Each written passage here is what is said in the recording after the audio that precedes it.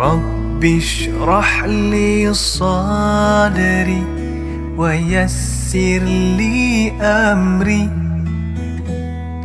واحلل عقدة من لساني يفقه قولي. Bismillahirrahmanirrahim. Assalamualaikum warahmatullahi wabarakatuh. Alhamdulillah, bersyukur kita kepada Allah Subhanahu wa taala kerana dengan limpah dan kurnianya dapat sekali lagi untuk kita menyambung pelajaran kita dalam pelajaran akidah. Okey. Jadi pada hari ini kita telah sampai kepada tajuk yang keempat, iaitu Islam dan Sains Alam. Okey, jadi anak-anak murid semua boleh buka buku akidah muka surat 34. Okey, 34. Jadi pada hari ini ustaz akan terangkan apakah yang dimaksudkan dengan alam. Okey, dengan alam yang ada dekat sekeliling kita ni, kita nak tahu maksud dia pada hari ini. Jadi anak-anak murid semua boleh tengok buku, okey, muka surat 34. Jadi ustaz akan terangkan satu persatu, okey, yang ada tanda bintang warna ungu tu, okey. Right. Jadi sebelum kita mula, marilah sama-sama kita menadah tangan bacakan doa.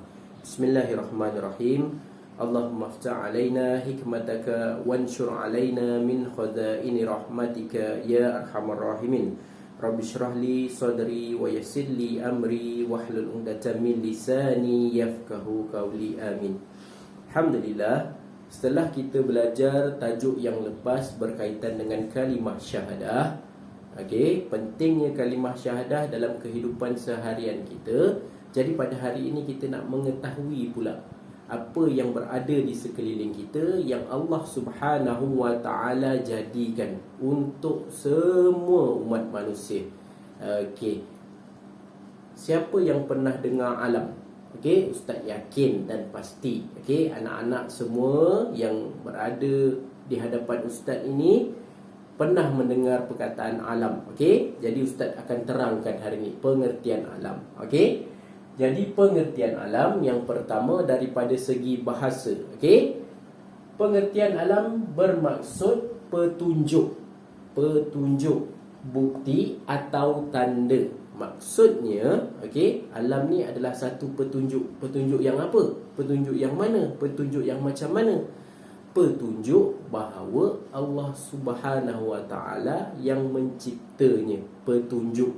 Okey. Tiada daya upaya yang lain selain daripada Allah Subhanahu wa taala yang menciptakan alam ini. Okey, kalau kita lihat dekat luar sana, kita keluar daripada rumah kita, ada pokok, ada sungai, ada gunung. Okey, itu contoh petunjuk bahawa penciptaan alam ini oleh Allah Subhanahu wa taala. Kerana apa? Anak-anak, sebabnya kalau kita fikirkan secara logik akal, manusia tidak mampu untuk mencipta satu pokok pun. Okey, manusia boleh menanam pokok, tetapi boleh tak manusia nak menghidupkan pokok itu sendiri tanpa bantuan cahaya matahari, tanpa bantuan benih, tanpa bantuan Allah Subhanahu wa taala? Boleh tak? Pastinya tidak boleh. Jadi ini merupakan satu petunjuk bahawa alam ini Allah Subhanahu wa taala yang ciptakan. Okey. Bukti atau tanda, sama sahaja. Okey, petunjuk, bukti atau tanda. Jadi jelaslah kat sini bahawa alam ini Allah Subhanahu wa taala yang ciptakan. Dia berkaitan dengan sains yang kita belajar. Okey. Kalau kamu dah belajar sains, kita tahu macam mana proses kejadian pokok, macam mana prosesnya siang dan malam, macam mananya proses berlakunya hujan. Jadi semua itu berkaitan dengan alam. Alam ni yang semua makhluk yang berada di muka bumi ini. Okey, ini maksud dia. Okey, maksud daripada segi bahasa, iaitu petunjuk, bukti atau tanda bahawa alam ni ada yang menciptakannya. Siapa yang menciptakannya? Allah Subhanahu wa taala. Okey, itu poin yang pertama. Kamu tengok bintang yang kedua. Bintang yang kedua dia menjelaskan tentang maksud alam daripada segi istilah. Okey, maksud alam daripada segi istilah. Daripada segi istilahnya pula, okey, alam ini bermaksud adanya langit, makhluk yang ada, yang Allah ciptakan di langit dan di bumi. Okey, apa yang kita nampak semua yang berada di bumi. Okey, ada macam-macam makhluk yang Allah Subhanahu wa taala ciptakan. Okey, supaya kita sentiasa rasa bersyukur Allah Subhanahu wa taala telah menjadikan kita dekat muka bumi ini, dekat dunia ni. Okey, keluar-keluar je daripada rumah, kita dapat tengok orang lain, manusia lain. Kita ada ibu dan ayah kita. Kita keluar daripada rumah, kita dapat tengok matahari. Waktu malam kita dapat tengok bulan. Okey, jadi semua yang kita lihat tu, yang berada di bumi dan yang berada di langit, semua itu adalah alam, iaitu Allah Subhanahu wa taala yang ciptakan alam ini. Okey, jadi kita kena yakin dan pasti bahawa semua tanda-tanda bukti ini menunjukkan Allah Subhanahu wa taala sahaja yang berkuasa di atas muka bumi dan dunia ini. Okey, itu maksud dia. Jadi jelas maksud alam ni. Okey, selain daripada bukti, selain daripada tanda kekuasaan Allah, alam ini juga adalah makhluk. Walaupun dia batu, walaupun dia kayu, walaupun dia sungai, walaupun dia matahari, dia tidak bernyawa, tetapi dia adalah makhluk Allah Subhanahu wa taala. Okey, jadi semua makhluk yang kita nampak ke, yang kita tak boleh nak nampak ke, semua itu adalah makhluk Allah Subhanahu wa taala. Kalau kita teroka alam sains ni, ada bermacam-macam makhluk yang Allah Subhanahu wa taala ciptakan, yang kita sendiri pun kadang-kadang tak tahu. Okey, Ustaz ambil contoh, macam kamu tengok dalam cerita animasi 3D Bobo Boy, adanya makhluk yang bernama kangkung. Yang slow je tu. Okey, tapi dalam dunia sebenar ada makhluk tu yang namanya sebenarnya adalah sloth. Okey, dia memang pergerakan dia sangat perlahan. Itu contoh makhluk yang jarang kita tengok, yang kadang-kadang je kita jumpa, menunjukkan Allah Subhanahu wa taala berkuasa menciptakan segala sesuatu yang Allah Subhanahu wa taala kehendaki dalam dunia ini. Okey, jadi itu pengertian alam. Okey, daripada segi bahasa dan daripada segi istilah. Okey, seterusnya, okey, kamu boleh tengok bintang yang nombor 3. Okey, alam ini sifatnya adalah sementara. Sementara tu maksudnya sekejap je lah. Okey, contohnya manusia. Manusia Allah jadikan kita dilahirkan ke muka bumi oleh ibu dan ayah kita. Okey, sampai waktu dan masanya Allah akan jemput kita semula. Allah akan matikan kita, Allah akan takdirkan kita mati, Allah jemput semula kembali ke dalam rahmatullah. Okey, jadi itu bukti, salah satu bukti. Contoh lagi satu, okey, ada haiwan dekat luar sana. Okey, Allah jadikan kucing. Kucing ada banyak, dekat mana-mana tempat pun kita pergi mesti ada kucing. Kita nampak kucing. Kucing tu kita tengok hari ni hidup, tiba-tiba besok dah mati. Mati kena langgar ke, mati sakit ke.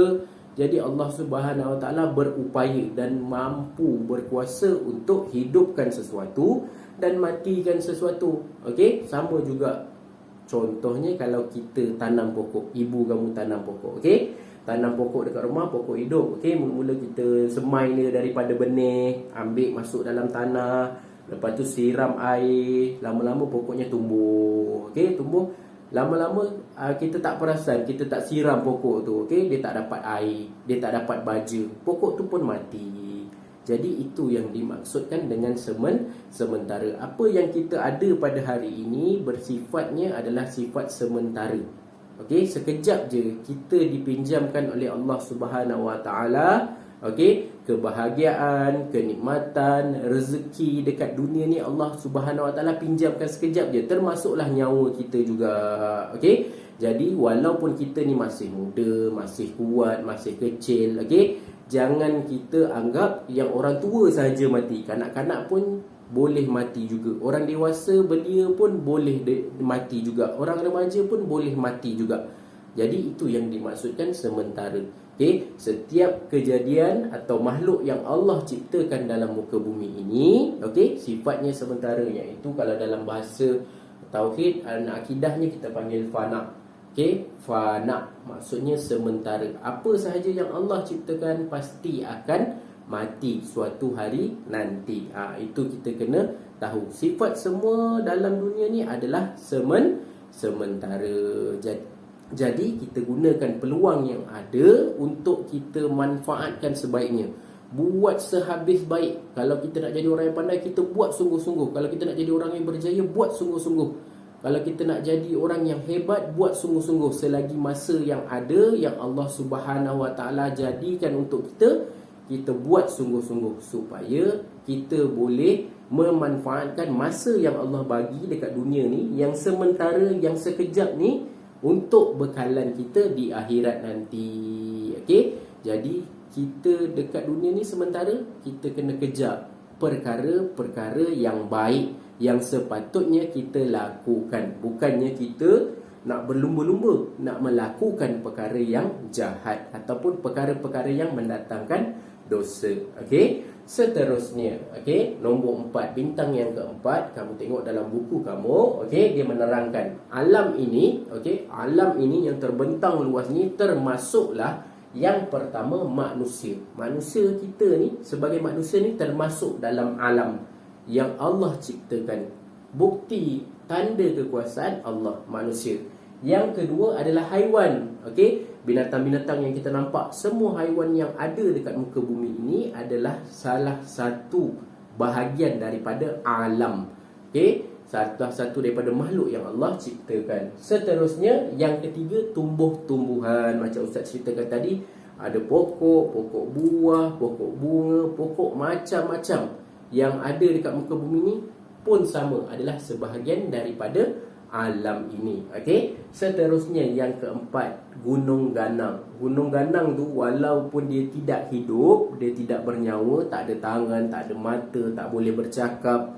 Okey, tetapi dia juga adalah salah satu makhluk sebahagian daripada alam yang Allah ciptakan. Allah sahaja yang boleh ciptakan gunung. Allah sahaja yang boleh ciptakan bukit. Tak ada manusia yang boleh cipta gunung. Ambil simen nak buat gunung, tak boleh. Okey, jadi itu merupakan tanda kekuasaan Allah Subhanahu Wa Taala. Okey, seterusnya yang kelima adalah bintang dan matahari. Okey, bintang dan matahari kita tak dapat sangkal lagi lah. Memang kekuasaan Allah Subhanahu Wa Taala. Dengan adanya matahari, kita adanya waktu siang. Okey, selepas itu bila kita dah sampai waktunya, matahari kita akan berpusing, kita akan sampai pula waktu malam. Okey, jadi matahari tu yang bagi cahaya dekat bulan supaya kita nampak bulan pada waktu malam. Seterusnya siang balik. Dengan matahari tu macam-macam kita boleh buat. Pokok pun boleh hidup, dapat sumber vitamin. Okey, jadi itu banyak kegunaan matahari. Bintang yang kita tengok yang cantik menghiasi langit setiap malam, itu merupakan alam, okey, ataupun makhluk yang Allah ciptakan. Dan yang terakhir, segala jenis planet selain daripada bumi. Okey, dekat luar daripada bumi ni kita ada planet Marikh, planet Zuhrah, Neptune, okey, macam-macam lagi planet yang ada dekat luar sana yang kita tak nampak dengan mata kita. Okey, tetapi Allah jadikan semua itu sebagai pelengkap kepada alam. Alam yang terbentang indah yang Allah kongsikan bersama kita, yang Allah berikan sementara untuk kita. Okey, buat banyak kebaikan untuk bekalan kita pada hari akan datang, iaitu hari kematian kita. Jadi kesimpulan kita pada hari ini, Islam dan sains, iaitu alam ini, sangat-sangat berkait rapat. Okey, adanya Islam yang menceritakan tentang kejadian Allah, adanya sains yang menceritakan tentang proses kejadian sesuatu. Proses kejadian pokok, proses oksigen sehari-hari yang kita sedut, proses hujan, okey, proses berlakunya siang dan malam. Itu yang sains yang kita belajar. Jadi Islam dengan sains ni sangat berkait. Sebab tu kita kena sentiasa, okey, ambil peluang untuk belajar dengan lebih mendalam tentang sains dan alam berkaitan dengan agama Islam. Jadi untuk hari ini itu sahaja penerangan Ustaz berkaitan dengan Islam dan sains. InsyaAllah kita akan sambung lagi kelas kita pada hari yang akan datang. Okay, jadi gunakanlah masa yang ada, ambillah peluang untuk kita menikmati keindahan alam dan sentiasalah ucapkan alhamdulillah, bersyukur Allah berikan kita peluang. Okey, sekian, assalamualaikum warahmatullahi wabarakatuh.